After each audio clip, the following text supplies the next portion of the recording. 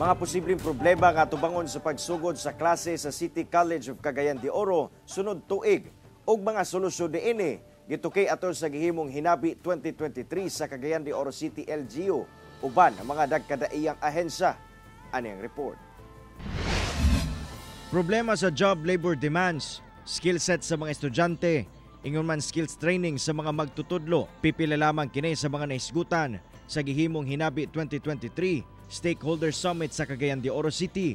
Ang panagtapok gipangunahan sa Cagayan de Oro City LGU para sa kalambuan sa City College of Cagayan de Oro. Present sa kahimuan ang mga nagkadayang ahensya sa gobyerno, ingon man gikan sa business sector. Usa sa mga gitagaan o gibugaton ang mga job opportunities nga pwede maangkon sa mga estudyante o galing makagraduar sa City College of Cagayan de Oro. With all the business sector, ang una ginilang pangutana dapat ay tax incentive to partner, of course, kay normal man na sa manegosyante dapat ay incentive. Yes, we have a local tax code of local incentive code of 2017.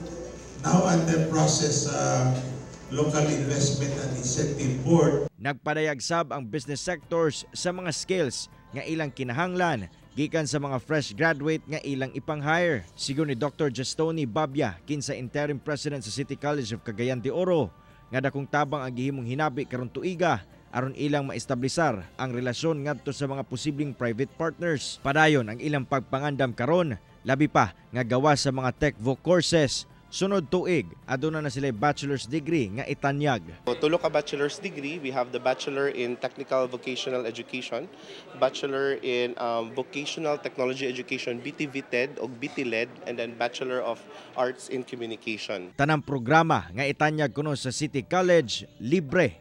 Padayon sab ang konstruksyon sa mong tunghaan sa Barangay Dansulihon. Din aduna sab libreng dormitory alang sa mga mahimong estudyante. Pwede na nila ma-access muna ang amuang Facebook page sa City College of Cagayan de Oro, nga Facebook page. Naa dito tanan amo mga offerings sa mga diploma programs sa TechVoc o also ang updates pod no kung unsaon nila mga maka-enroll sa ato ang first year sa City College of Cagayan de Oro by next year. Kauban si Makoy Simpron sa kamera. Ako si Cyril Chavez para sa At Home with GMA Regional TV.